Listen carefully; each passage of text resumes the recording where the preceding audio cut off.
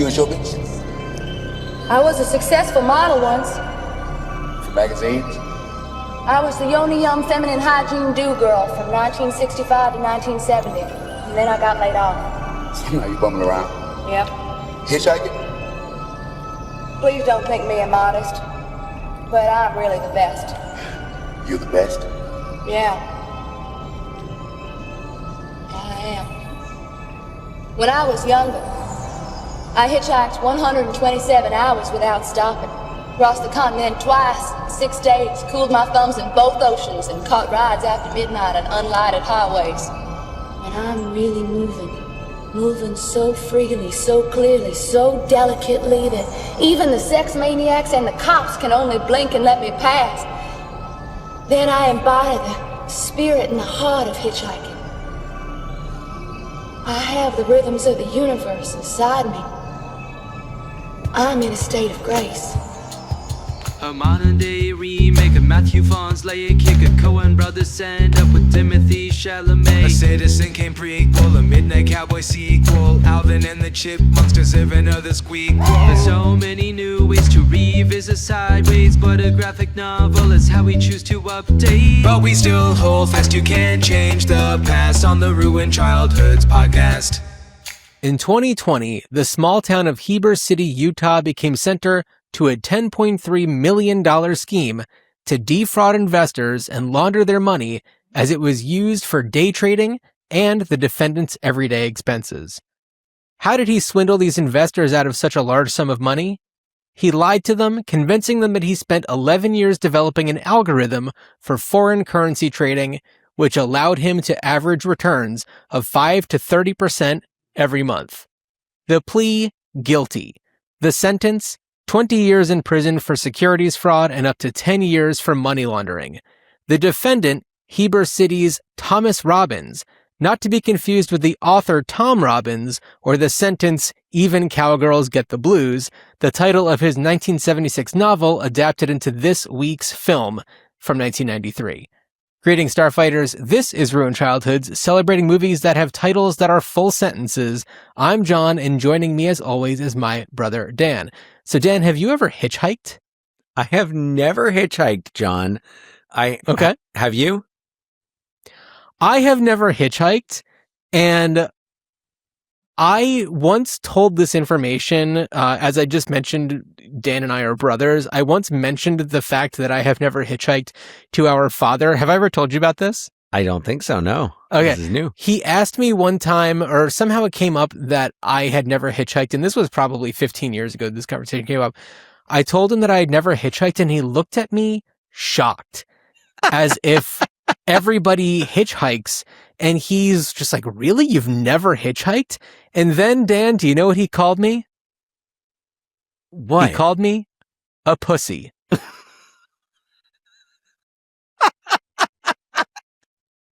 Oh, that's fantastic. Oh, my God. So, Dan, no, I've never hitchhiked. When is that pussy hitchhiked? Come on.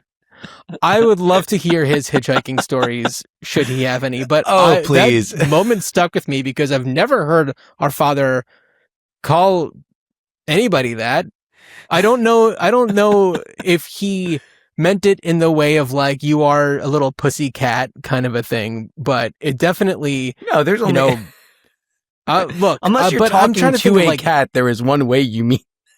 I'm trying to think of what his version of what that word, the impact that word would have. So I don't know. I have so many questions right now that have nothing to do with the movie that we're talking, or very little to do other than hitchhiking. But no, when has that man hitchhiked? Now I'm so curious about that. So I have not hitchhiked, but I did actually just the other day see someone hitchhiking. Really? Thumb in the air hitchhiking? The thumb was in the air. Now, what was weird is they were standing by a bus stop, but they definitely had the thumb. They were, it wasn't full on, Sissy Hinkshaw, from Even Cowgirls Get the Blues style, but he was definitely out there with the thumb out, so much so that if I had pulled over, I imagine he would have tried to get into the car. I like the idea of somebody never having heard of a bus before, but knowing about hitchhiking and trying to hitchhike, and then a bus pulls over, and that person's just like, jackpot. Well, and what happens in the movie. Yeah, but the idea of like, oh my God, not just any car, but this gigantic, massive car someone with who's all of these seats. Right. Someone who has no idea, someone who's never experienced a bus before. Right. Yeah. And that would be, that would just be, that's the jackpot right there. You can finish. You're done. You won the game. Right. Yeah. I guess, I don't know. I guess I don't know what winning, I think winning that game is just surviving. Yeah, pretty much. Yeah. I would say so. I'm surprised that you encountered a hitchhiker, although living in Seattle, I feel like you're maybe more prone to seeing somebody who is, just going for it. Right. Not so unusual. And in fact, Tom Robbins, the author of the novel, not the aforementioned Thomas Robbins of your story from the intro.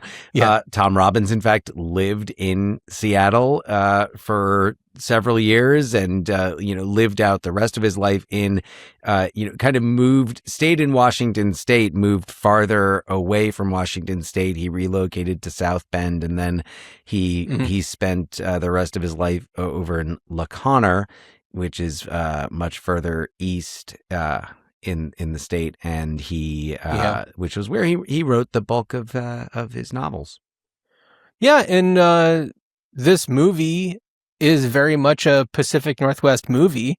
Of course, the Tom Robbins of it all being, a Washington State local. The movie was filmed where I live in Oregon, in Portland, standing in for New York, and then lots of other places in central and more eastern Oregon. So standing in for lots of different places in the country. It's but at certain points, like Sisters, Oregon is very central Oregon. Beautiful town. It's a quaint little kind of like old town kind of feel. It's really fun. And Sisters, I mean, is in the movie. It's not standing in yet. It definitely is Sisters. And I know they filmed out in Bend. So where you can visit Sisters is just outside of Bend, pretty much. Oh, okay. All right. Yeah, I saw them listed separately under location. So that's fun. You could go to the last Blockbuster perhaps and rent even Cowgirls Get the Blues. I wonder if they do have it there. Next time I'm in town, I'll have to go check it out. Yeah. I mean, I certainly remember seeing it on the shelves at the Blockbuster in our hometown. It definitely came out during those peak Blockbuster years. Definitely. Yeah. It released in 1994. Certainly a peak Blockbuster year. I had not seen it though until recently. Had you? Yeah, no, I hadn't. And Dan, this was an opportunity where you and I, very rare opportunity where we watched it together, and we don't really get that opportunity frequently. And bonus on top of that, we rented it from a video store. We rented it from Movie Madness here in Portland. A fantastic movie store. It was your first time visiting Movie Madness, and it was such a joy to be able to bring you there. So great. And never have I been happier to wait on a line. Well, it was because of the wait on the line that we were given the opportunity to consider whether or not we were to also rent Young Einstein, which was staring at us from the end cap of a shelf. It was in the Australian films section. It was kismet that we noticed that. But I mean, also, like Movie Madness. Of course, if you're in the Portland area, you should be going there. If you live in the Portland area, you rent movies there. So the pleasure when it was popping, and that's what I'm saying is it was so, and it wasn't just popping with people who were coming in to look at it's a museum that all of the film memorabilia, props and costumes. But there are people there to rent movies. So it was really, really fun and really exciting. And it was, great to rent it from the video store.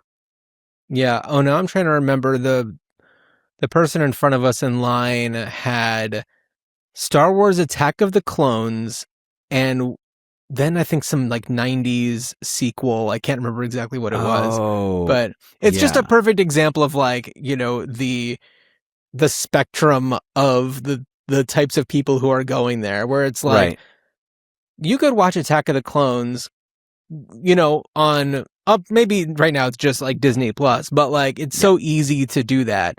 And it's not just those like rare obscure movies that, even Cowgirls Get the Blues or Young Einstein or Nuns on the Run, another one Yeah, that we rented, but like yep. those movies where it's a little harder to find streaming, but Yeah. ones that you can probably find anywhere. We went easily. on a bit of a nostalgia dive there with some of those silly comedies, but to watch Young Einstein, it was so much fun, and Nuns on the Run, in fact, and it was so much fun. And I'm for those who don't know, I'm a high school teacher, and I was telling my students about those movies and just like how much fun it was to revisit those. And in fact, one of my former students had recommended even Cowgirls Get the Blues. Oh, really? Oh, that's fantastic. And had mentioned it, and that was how I came to bring it up when I was visiting. Well, it was really perfect that we had the opportunity to rent this film because, yes, it fulfills the requirement for this season of Ruined Childhoods of being a movie with a complete sentence title. But also, like you said, neither of us had seen this movie. It being a Gus Van Sant film, your other Pacific Northwest connection there. Exactly. But for that director, certainly a long filmography, and it's easy to miss some of the ones that maybe aren't exactly at the top of the radar. And it was great to be able to, I guess, not so much complete the picture, but to like get a better understanding of like the early career of a director that would then go on to like really make, a big splash in independent film. Yeah. And even in a movie also that had such, look at this cast that was in this movie. And something else I want to mention, Dan, you have told me about a student of yours who, there's an actor in this movie that one of your students, is entertained by. Well, somebody who's in the news right now for some not so great things. I'm talking about Crispin Glover, who happens to be in this film, and was also in one of our recent films as well, What's Eating Gilbert Grape. And it's fascinating to see more of those, I would still say early career for Crispin Glover, even though we certainly knew him in the 80s. Back to the Future. But River's to see him like River's Edge, but at this time in the 90s, What's Eating Gilbert Grape, and even Cowgirls Got the Blues. But also a lot of other favorites, Ed Begley Jr., Keanu Reeves, just a wonderful, wonderful cast. But to come back to, because I'm sure, as we talk about the film and we talk about the performances, but to spend a moment more on Gus Van Sant, because you brought up, like that filmography, and for me, even Cowgirls Get the Blues was that part of his early career that that was the piece that I had been missing. And I'm by no means a Gus Van Sant completist. I have not a lot of those really independent, low budget films that he's been making over the last 25 years, like Elephant, Last Days. I still haven't seen a lot of those. But the beginning, I've never seen Mala Noche. His I haven't either, and I'd really like to. Right. But I'm sure you've seen Drugstore Cowboy. Well, of course, that's kind of where it starts, is Drugstore Cowboy, My Own Private Idaho, and you also, what's great is you do have cast members and people who are connected to cast members from those movies coming in. Heather Graham makes an appearance in Even Cowgirls Get the Blues. And Even Cowgirls Get the Blues is dedicated to River Phoenix, co-stars his sister Summer, and Keanu Reeves. And then after Even Cowgirls Get the Blues, you get To Die For, which we've talked about. Wait, Dan, I have to correct you. It's Rain is the Phoenix that is in Even Cowgirls Get the Blues. Oh, I thought, okay. No, Rain Phoenix, who we also saw in O, when we covered O. Yeah. Oh, I'm sorry. Yeah, that's right. Yes. Yeah. Oh, Rain Phoenix was great in O. Wow. Okay. Such a different character. Okay. Not Summer Phoenix. Rain Phoenix. Rain Phoenix, who is where am I? Amazing in Even Cowgirls Get the Blues. So, but also important to note, so Gus Van Sant also has directed some pretty high profile movies. I mean, there's Good Will Hunting, which is kind of the bridge between in indie, because 1997 by then, like, Miramax was they weren't working on shoestring budgets there, right?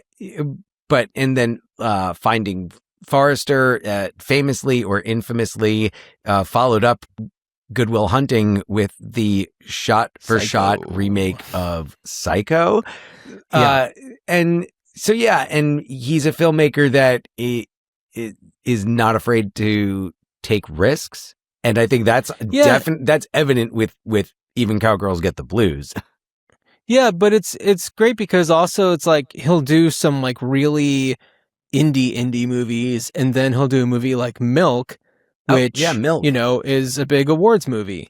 Then he'll go back to doing some like really, under the radar movies. I'm using the radar metaphor a lot here, but so Even Cowgirls Get the Blues, having seen Drugstore Cowboy and My Own Private Idaho, and then of course To Die For, which comes right after Even Cowgirls, it really makes a lot of sense, and you can see the evolution of the filmmaking.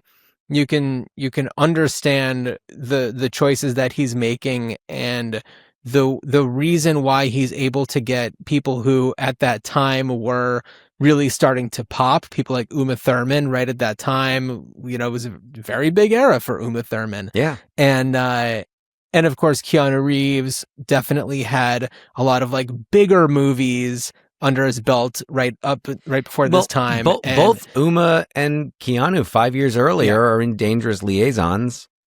That's true. In supporting roles, which is for Keanu right on the verge of Bill and Ted and Parenthood.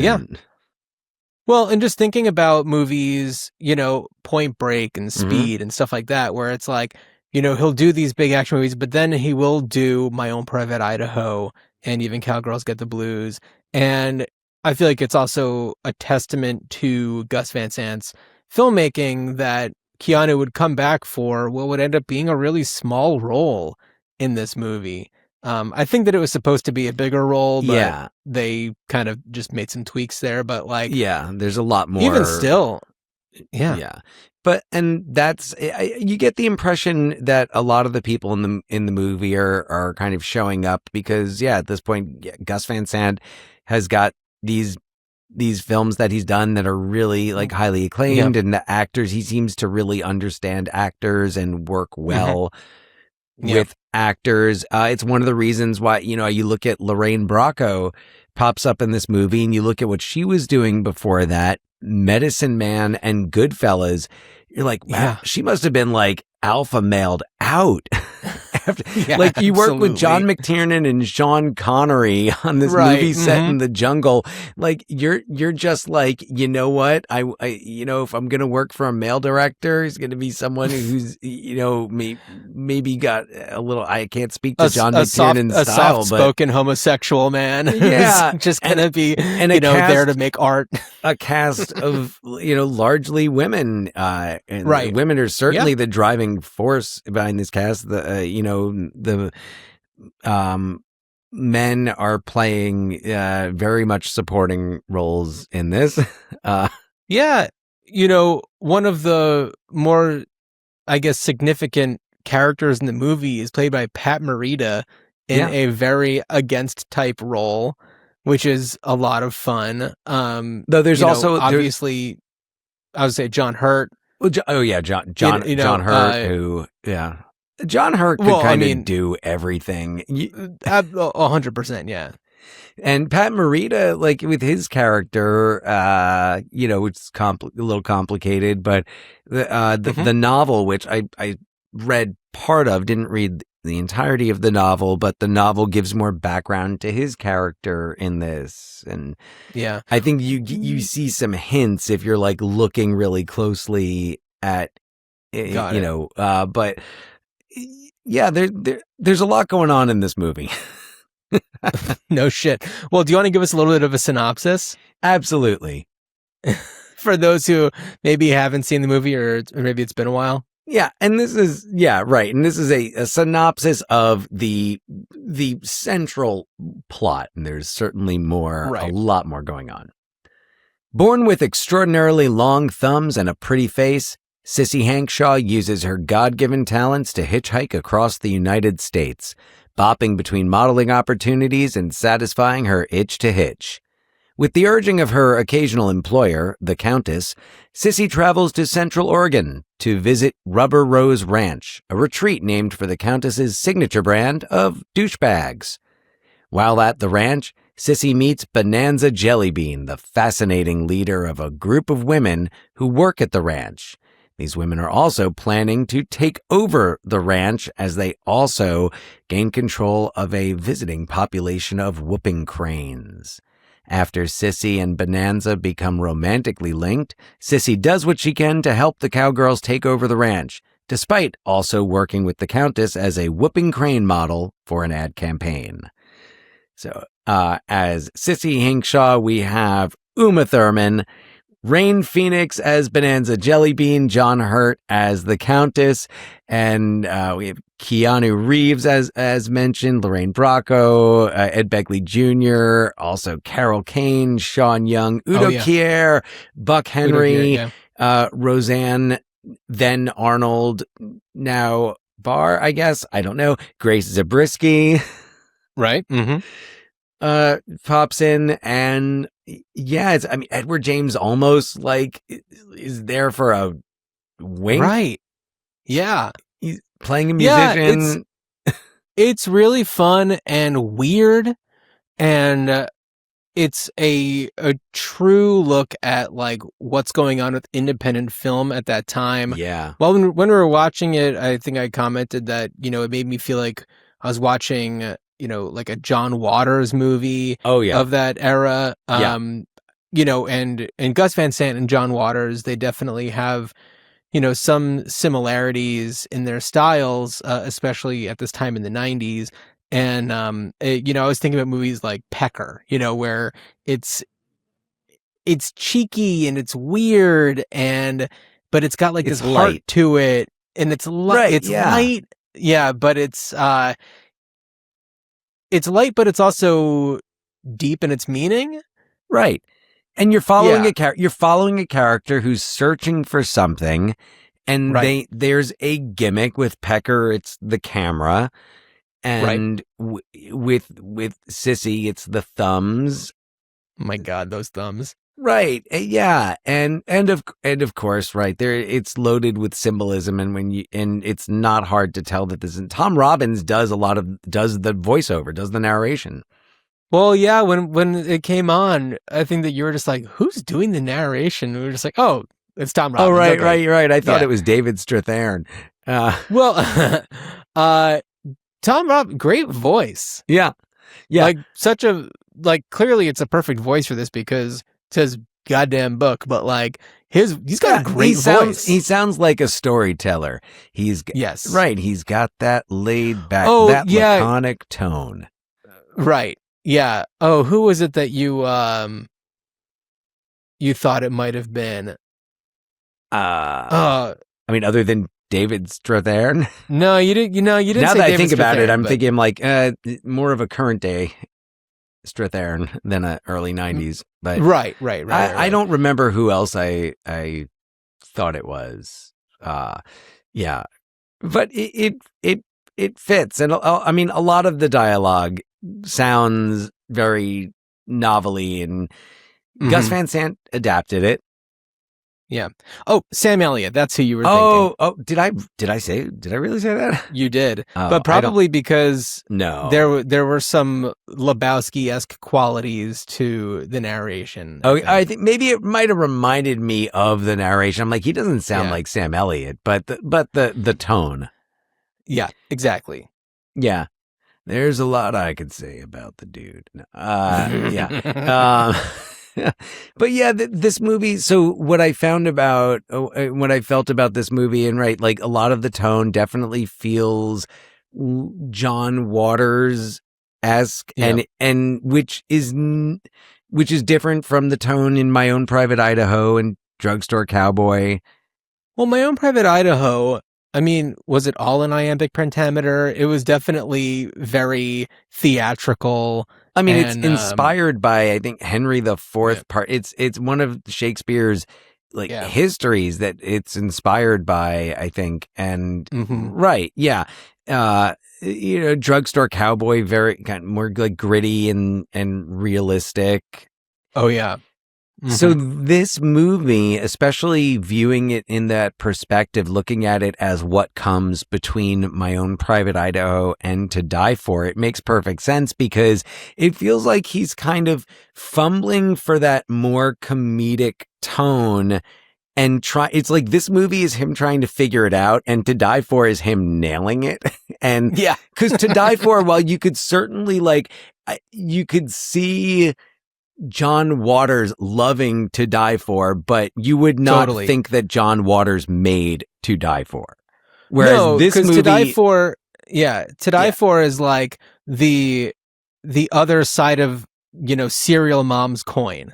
Yeah. Where, Serial Mom is doing something a little bit wackier, and while To Die For at times is a little wacky, it's grounded in a darkness that doesn't exist in the same way in Serial Mom. Right. Like the characters, especially Suzanne Stone, Nicole Kidman's character, is like slightly exaggerated from reality. Yeah. But in this movie, there's the absurdity. There's the scene where Sissy, kind of later in the film, Sissy has a little confrontation with the Countess. The Countess slaps Sissy, and Sissy slaps the Countess and knocks the Countess's dentures out, and the Countess kind of goes spinning, and they're like the camera work in it feels Waters. It feels like it belongs in like Pecker. Yeah. There's also something about this film where it has very vibrant colors and it's very brightly lit. And it doesn't immediately make me think Gus Van Sant. When I think Gus Van Sant, I'm thinking about, maybe Good Will Hunting, where it's got a more autumnal feel to it. Right. I don't know. It feels just like a little bit heavier. There's definitely just not that lightness that we were talking about before. Right. And then also for like My Own Private Idaho, there's more depth there as well, and there's a darkness there. There's some pivotal scenes that take place at night in My Own Private Idaho. There's like the campfire scene. There's some other scenes that are just like, really intense that, makes me think that movie as kind of like an evening movie, whereas this one is very much a daytime movie. Right. Yeah. It's and it's just more absurd. Yeah, so it feels like he's definitely, and again, this is one of those movies, and like this is why like reviews and things like I was just gonna say Tomatoes, you can't just look at that, because when you look at a movie like this, and look, not everybody wants to look at these movies the same way that we do, but I look at this movie as the film that he needed to make to get to that next level, because that's what that's how you learn, is by doing, and that's how you develop your voice. So even though while watching this movie, I was like, it doesn't feel like a Gus Van Sant movie, and it doesn't feel like there's really a strong, like, unified voice behind it. It looks more just like a kid playing, just getting to play. And getting to say, let me try this. Let me try something like this. There's some scenes that almost feel like Tim Burton, an 80s Tim Burton directed them. There's some like Pee-wee's Big Adventure type set pieces at times. Yeah. And it is, I mean, there's reality, but it's very much it's this perspective on reality. It's not meant to be just a lens into reality. It's one of the Gus Van. I think about Gus Van Sant movies. I think about like close-ups. I think about the actor, the character. And this is a movie where we get that, but it's really more about the experiences. Mm-hmm. And there's parts of the movie where she's hitchhiking, and she's in different cars, having conversations, sharing her sliced American cheese, which she believes is the ideal road food. Yeah. Well, also the moments where you see that like she's like physically uncomfortable because she hasn't hitchhiked in a while, and those are those moments that feel the most like Tim Burton, John Watersy in that time, where it's just like this character is having such a big reaction to such a strange thing. Very John Waters, especially the way that Uma plays it. And she's fantastic. And she is. I'm not always a huge Uma Thurman fan, but this one worked for me big time. I like her when she gets to have fun and when she steps out a little bit. Like, I think she's fine in a movie like Gattaca, but she's not doing anything that other actresses could have done. Whereas in something like this, she just feels so right for this character. And she feels like she inhabits this character. Uma Thurman's an actress that we've seen so many times and in so many roles, and some points in this movie, especially, looking quite similar. The first time we see her, the adult version of her, I think it's the first time we see her, and she's wearing that yellow striped. It looks so much like her Kill Bill, the iconic Kill Bill outfit. Yeah, and I'm also just thinking about. Because you bring up Quentin Tarantino, I'm wondering where this filming fell in line with like the Pulp Fiction filming schedule, because they were probably right on top of each other. Well, and depending, go on. I'm just saying, like, when they were actually filmed, maybe, release dates aside, but like when they're actually filmed, because I'm also wondering if Pulp Fiction was filmed first, then I imagine it must have been a relief to go onto a set like this, where you're coming from a movie where you're working with a young, intense, coked up director, and in a movie that feels like everything is very intense, and you have to be, putting all of yourself into this one role in Pulp Fiction, and then coming into this movie where, like you said earlier, you're working with a very different type of director here, who has a sensitivity to the experience of humans in a way that I don't know if Quentin Tarantino necessarily understands. We certainly get a different impression of him as how he works on a set. I'm just looking at what she was doing around this time, because like she's making a few independent films, and sometimes independent films get filmed, but then there's no distribution. Right. And I know with even Cowgirls, Gus Van Sant had screened it, I want to say in Toronto in late '93, and he wasn't happy with the cut, so they held back. She also has around this in 1993, she's got Mad Dog and Glory that comes out. Right. Which kind of flew under the radar, but that's a great flick. Have you seen that one?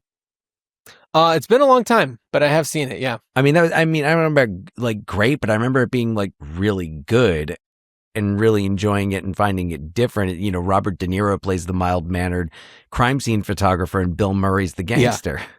Right. So it's, she's doing, apparently she auditioned for Stanley Kubrick, when he was trying to put together Wartime Lies, which I think was like a Holocaust movie.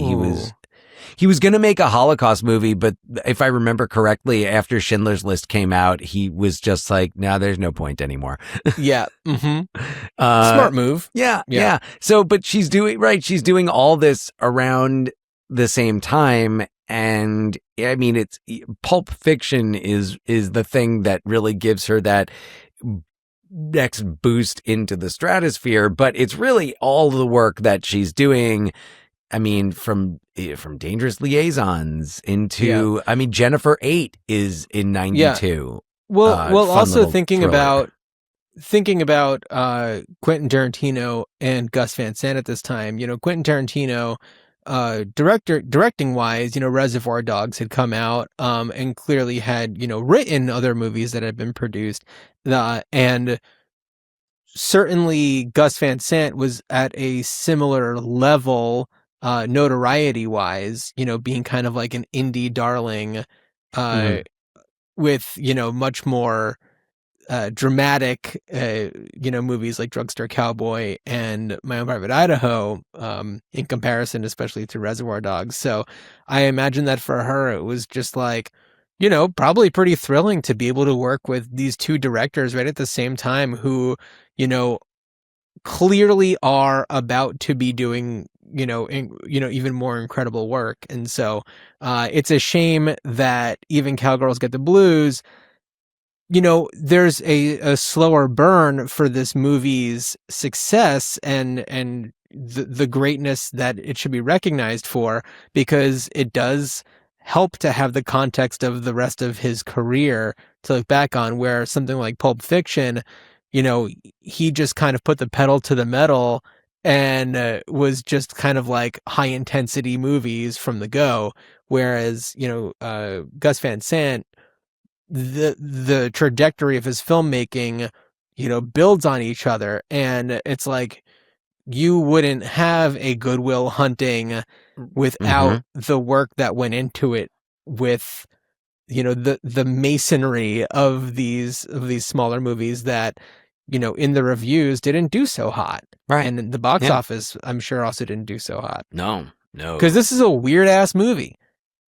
It's about a woman who's got these crazy long thumbs and feels like it's her, mission in life to hitchhike. And also the movie takes place mostly in the early 1970s. Right. Which is not always made abundantly clear. There are certainly hints, and but it is set at a time when hitchhiking was more common, especially I would say up and down the Pacific coast, more so than possibly back east. You had more, I would say, more like hippies, and this novel was considered like a hippie novel. There's a lot of just kind of like philosophy, like Robbins' philosophy thrown in to the novel. There's a lot of philosophy in general. A lot of it still makes its way into the film, especially through Pat Morita's character. But just in in everything, in the idea of this flock of whooping cranes. God, the whooping crane thing is nuts. So there's a lot of commentary on capitalism and the cross. A lot of it. What's that? Just like a lot of it. Oh, well, no, it's, yeah, I mean, It well, is yeah, not subtle. no. It's and very much about like, the conflict between of capitalism and nature and, I guess the like land, we have a standoff here. And even in this movie comes out in 93, which, there was a well published, this was like Waco was 93. Right. The Branch Davidians was 93. Yep. So, and there were some other standoff. I think Ruby Ridge was after that, but, these standoffs where citizens are like, this is our land and you can't come on it. Yeah. But you have to admit that compared to Bonanza Jelly Bean, David Koresh has zero charisma. Zero. That, as the kids say, Negative charisma. Negative aura, no riz. Negative aura. Yeah. Bonanza Jelly Bean. Like Rain low Phoenix. key, David Koresh, low key chud. Yeah. Bonanza Jelly Bean. Aside from his hair and his glasses, there's nothing lasting or memorable about him, especially in comparison to Bonanza Jelly Bean. No, great name. Bonanza Jelly Bean. One of the all-time great names. I feel like it doesn't get talked about enough. Great Respect name. to Tom Robbins for coming up with that one. Oh, definitely. Oh, yeah. Great performance. And like we said earlier, Rain Phoenix, yeah, so amazing. And it's surprising to me that her acting career didn't take off in the way that, her brother's careers did. This performance alone is proof that she's got the chops. She's delivering monologues like crazy and they're complicated and she's putting all of herself into them. And, I don't know if there's just some sort of like Phoenix family Van Sant magic that happens, but like, to be blessed as a Phoenix by Van Sant and vice versa, what a treat. I mean, yeah, and because Joaquin in To Die For and amazing in To Die For. Yeah, but Rain, maybe I remember reading that the Phoenixes, the children had gone into acting mostly just to kind of help support the family who were, I guess, part of a commune. Or it was a cult in Florida, I believe. I know that they moved around a lot and then they went to Los Angeles and, their mother just basically got them signed with an agent, like all 5 of them. Liberty is the only one whose career didn't really do much of anything for acting. There were only a couple of roles there, but Rain, Summer, Leaf, then later to become Joaquin, and then River, of course. And just wow, what a talented family. And you also have to imagine that River's death might have played a role in perhaps disenchanting the Phoenix family with Hollywood. Even Joaquin had his flirtations with stepping away and whether legitimately or all for show, but look, I'm not here. I'm still here. I'm not here. I'm still here. It came out around the time as that Bob Dylan I'm not there. I'm not there. Yeah, so yeah, but I'm still here. I actually loved it, and I love how weird it is.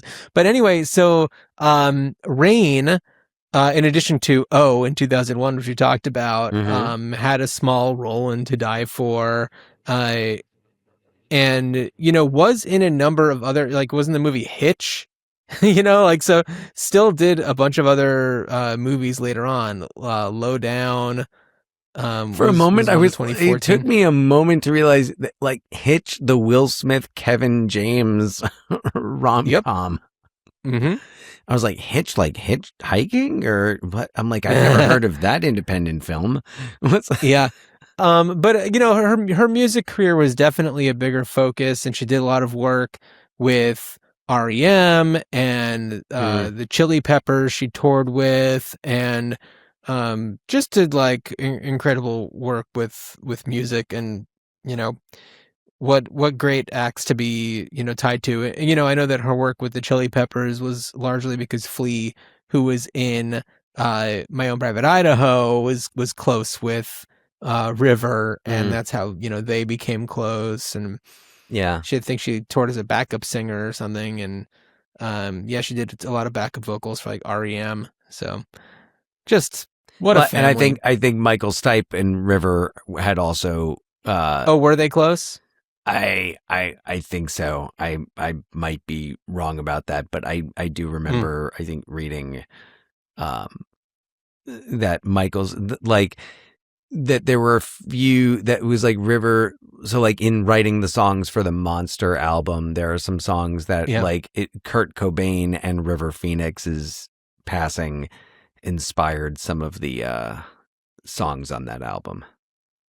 You know, there. I was reading in Rain Phoenix's Wikipedia page. So she did backup vocals on "Bang and Blame," which is on Monster. Yeah, available at your local dollar bin and used CD bin. Sure enough, dude, it's worth the buck. It's a great album. Yeah. So you know, just going back to what we were talking about with, you know, you visiting Portland and us going to Movie Madness. We also went to some other, you know, video and music stores and things like that, and of course finding copies of Monster in the used CD bins, which I think all CD bins are used CD bins at this point. And you had mentioned kind of, and I think you might have, you mentioned this then, but a little bit of a holy grail CD that's on your radar is the Back to the Beach soundtrack. Oh yeah, if anyone can help me track down a copy of that, like, I mean, not for like, I could go on eBay and get one for like $80. Yeah, but there's something about the hunt that makes it really fun. And so I know that when I've been out at places where there's, you know, CDs, I'm kind of cruising around being like, ooh, where's the soundtracks, you know? Yeah. It's fun to have like a little bit of a mission to try and find those weird little hidden gems. Yeah, it's true. It's true. Yeah. You had the Back to the Beach soundtrack growing up, I'm pretty sure. I had it on cassette. Yeah. That's gone. Yeah. That's gone now.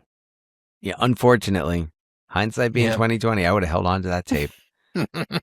Man. Yeah. What a bummer. Yeah. Well, I don't think that there's really much to talk about in terms of the soundtrack for this movie is great, by the way. K.D. Lang. K.D. Lang. This was by the way, this is another one that a frequent dollar bin find. The Even Cowgirls Get the Blues. So I may pick it up next time. It's a great soundtrack. K.D. Lang does the whole thing. I think about K.D. Lang a lot lately because I feel like now a lot of the music that I listen to, like the current music that I listen to, is a lot of, you know, lesbians. And it's not because of that fact. It's just they just happen to be. And I just remember a time when, like, you know, K.D. Lang and Melissa Etheridge were the lesbian, you know, musicians. They were the ones. I mean, Tracy Chapman. I don't know if Tracy Chapman was out. You know, but Tracy Chapman was another one. Tracy Chapman was, but Melissa Etheridge and K.D. Lang were like, you know, the flag bearers. They were certainly, they were the people that you know, if you said their names, lesbian would come up in your head as like one of the first descriptors for them. And nowadays it's like, the biggest pop performers out there are, you know, good chance that they're queer in some way, shape, or form, and it's fantastic. I love it. Yeah. But what an incredible thing that K.D. Lang and Melissa Etheridge did to, you know, show us, you know, don't be afraid of music coming from come to my window. Come to my window. Yeah. Listen up. As Melissa Etheridge said. But yeah, no, I'm sure there were definitely people telling them like, don't be public. Oh, and for sure. I mean, they were punchlines because of it. Yeah. And it sucks. And I'm just so happy that, they pushed through and they I'm sure that they did care what people said, but like it didn't stop them from doing what they were doing and, really carving a path for this current generation of hell yeah. songwriters Hell yeah. who are just absolutely killing it and putting out amazing art. And I love it. But yeah, Katie Lang does this whole soundtrack and what a great one it is. It's great tunes all the way through. Great soundtrack. It felt like at this time in history, it felt like indie films had to have great soundtracks. That was. Oh, I mean, this was definitely an era of the soundtrack, and it's also where like Gus Van Sant is very much like in touch with music and using music in his films. The use of Elliott Smith in Good Will Hunting. Oh yeah. Just one example, but yeah, I mean, Last Days being, a fictionalized account of Kurt Cobain is Last Days. Man, what a bold filmmaker. And have you ever seen Elephant? A lot of flack. Have you ever seen I haven't Elephant? seen Elephant, no. I don't know that I can. So Elephant, for those who don't know. That's going to be a tough one. That was his, Columbine movie. And it's made very much like in that like reality way. It was back when a lot of filmmakers were starting to use like digital cameras and making, filming digitally. Like I remember 2000 Spike Lee, Bamboozled, one of my, favorites of his, but that's all filmed on the like digital. I don't know what the exact format was, but you can tell when you watch it. But Elephant being filmed like that just feels like so intense to watch. Yeah. I don't know that I can. I don't know that I can ever watch that one. But those are the types of films that I think about with Gus Van Sant. Yeah. Yeah, and a few years ago, he teamed up again with Joaquin Phoenix for "Don't Worry, He Won't Get Far on Foot," which is very good. I liked it. I wouldn't say it's like one of his greats, but I certainly enjoyed it. I think that living in Portland, especially because he filmed so much here, movies like that, which was filmed here, living in a place that isn't Los Angeles or New York, to see your city represented on film, there's something fun about it. So, I think a lot of my enjoyment from that came from that fact. And that one was Joaquin Phoenix and Jonah Hill, and it was quite good. But even Cowgirls Get the Blues, just like an absolute joy to watch, and I'm so glad that we got to watch it together. That was really fun. That was fun, and that's hard because we can't. We had to wait. We've had to wait a couple of weeks to talk about it. There were many times when I was just like, I'm reserving my comments. Oh yeah. See, yeah. So, but anyway, talking about the legacy of the film. Obviously there were no sequels or reboots or theatrical performances, but, Dan, what would you do given the opportunity to do something with Even Cowgirls Get the Blues? I actually think it would make a good musical. Okay. Thinking about the characters and how she goes to, and like, there's a lot of different stops along the way that I think at least the structure of the film kind of plays nicely into that, musical bit where you can bring a character in for a scene or just for a song. It's somebody that Sissy's hitchhiking with, and that character doesn't ever need to come back in a musical. You can do that type of thing. I think you could do, there's a lot that you wouldn't be able to do, in first thinking about like, does a story where hitchhiking is central, does that work for the stage? But absolutely.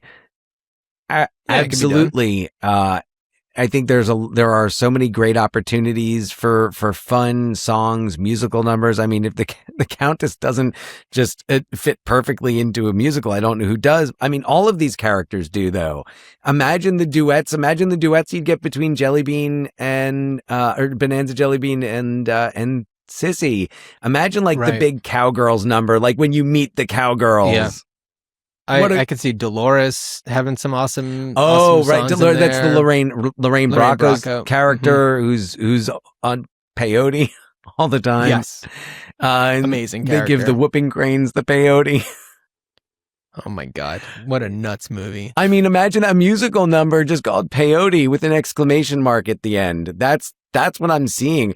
The more and more I think about it, the more and more I think it could work. Unfortunately, I don't think that Katie Lang's songs work. No. Maybe some of them, but I think you would need to write some new songs for this. But I think it actually would be a really fun project to do. I think it would work really well as a musical. You could probably bring back in some more elements of the book. In the book, Sissy actually ends up marrying Julian, Keanu Reeves' character. Oh, really? Yeah. Interesting. There's a lot more. There's more with them in the book. Yeah, you mentioned the test screening, I think at TIFF, that didn't necessarily go great. And I think that it was cutting out a lot of the, Keanu Reeves character stuff. Yeah, it was focusing more on the Cowgirls, which I not having seen the other footage, I can't really say, but that seems to have been a good choice. Because the Cowgirl story, I think that actually makes the third act of the film kind of much more solidified than the earlier parts of the film. Yeah. So what's your plan? What would you do? Okay, so I don't know if this is maybe on the anniversary of the release of the movie or whatever, but an annual Even Cowgirls Get the Blues festival in Sisters, Oregon. You have an outdoor screening of the movie, a K.D. Lang concert, and a group whooping crane dance. You wear your best whooping crane costumes, and you dance to K.D. Lang. Hey, and you just have a good time. I'll bring the peyote. No, I have no idea where I would get peyote. Everybody brings jelly beans. Yeah, no, that sounds like a lot of fun. That sounds like a great idea. That would be wonderful. You get people from the movie. There's people get to show up. Come on, Ed Begley Jr. wouldn't take a free flight out there. Come on, yeah. So Ed Begley Jr., who I had the honor of interviewing for a podcast I did years ago. That's right. You've been to his home. I've been to his home. He's amazing. I've been to his home, and then I ran into him at the post office like a few months later, and we had a nice chat. Just a great dude. Like one of the all-time greats, acting, wise, and also just being a dude. I also had an interaction with Gus Van Sant at one time, but it was over email, dealing with a video project I was doing. And you know what? He and our parents, they've got something in common. They hold steady with that AOL email address, and good for them for keeping it alive. But Mom and Gus I don't Van remember Sant. what his email address was, but it was something akin to film guy at AOL. Like it was something kind of corny like you would have done on AOL in the 90s. It was it's still the his same first thing he had. email address. It was do you see Gus Van Sant as being somebody who does something new? No. Like switches emails? He got that. Forget it. He got that that CD, that CD-ROM. Yeah, he's still chipping away at his 1,000 free hours. I could see that. But just again, one of the all-time greats. Just a tremendous filmmaker, and even if he makes stuff that doesn't feel like it's for you, be it your Elephant or your Psycho remake. They're bold choices, and But he's he's made going to so do what many he's going to films. do. He's made so many films, and there's so many. They're worth checking out, and he's done like from the satire of To Die For to that just heartfelt Good Will Hunting or Finding Forrester. Yeah, you're the man now, dog. Well, the thing about Gus Van Sant too is like he could make award-winning movies. Like he could have gone like the Paul Thomas Anderson route. He made Milk. He made Milk, but like he could have kept on. He could have just made movies like that and been one of those guys that just goes to all the award ceremonies and is always on the list for everything. But that's just not the filmmaker that he is. No, that doesn't. He has things that he really wants to express, and he does them in his way, and he tells very personal stories. And yep, sometimes they are the story of Harvey Milk, and sometimes they are, Good Will Hunting, which who would have thought that would have been the huge success that it was. But still, you're making art and you're doing it in the way that you want to do it. And, Gus Van Sant, I'm just happy that he's out there still doing it. He had a movie come out last year that I didn't see, but I forget what it was called, but it was playing exclusively in Seattle at first. I think they shot it out in Washington. And Dead Man's Wire, right? And it was based on a documentary, right? Okay, so this is the one with Bill Skarsgård, Cary Elwes, Coleman Domingo, Al Pacino. I remember seeing the trailer for it, but it looks good. Yeah, totally. When did this come out? I want to say it was it was September 2025 in Venice. Oh, and then not until January 2026 in the US. So, it looked great. I definitely want to check it out. It looks like a little bit more of a, something else, like other things that you might see in the theater these days. It's more like like one of the weirdo ones. A straight up kind of crime drama. Yeah.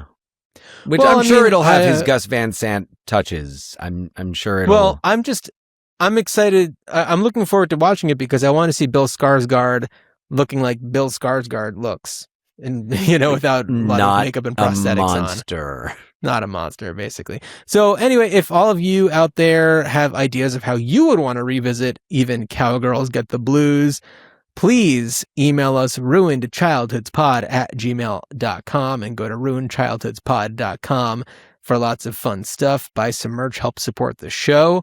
And this is a season where we're talking about movies that have titles that are complete sentences. And Dan, tell everybody what we're doing on our next episode. So our next episode, I don't know if I can say a very special episode, but they're all special. And we definitely have a connection here, a bridge, because we our next movie several bridges, also actually. Several bridges, true. The filmed in Oregon, starring a member of the Phoenix family, and directed by another, also adapted from a novel and directed by a master, one of the greats, and who we lost not too long ago, and this is it's an opportunity to celebrate the work of Rob Reiner, and we'll be looking at 1986's Stand By Me, starring River Phoenix, Jerry O'Connell, Corey Feldman, Will Wheaton, Kiefer Sutherland, John Cusack. And it's touring. Stand By Me is touring. It's the 40th anniversary of Stand By Me. So don't know that I will get to the screening of it with Corey Feldman and Jerry O'Connell and Will Wheaton, but we'll definitely looking forward to rewatching Stand By Me. Yeah, definitely the shortest sentence of all the sentences that we've covered so far, which is a little bit of let's see. Even Cowgirls Get the Blues. No, come back to the 5 and dime. Jimmy Dean is definitely the longest of the sentences. Yeah. So far, I but don't yeah, I feel like at it. home I in this world Stand anymore. by Yeah. me. Yeah, I Stand don't by feel at me. home in this world anymore. Yeah, Stand by me. They've all been Solid kind of long movie. sentences, but yeah. Yeah. Frankenstein Must Be Destroyed, not super long. Anyway, Stand By Me, definitely short. A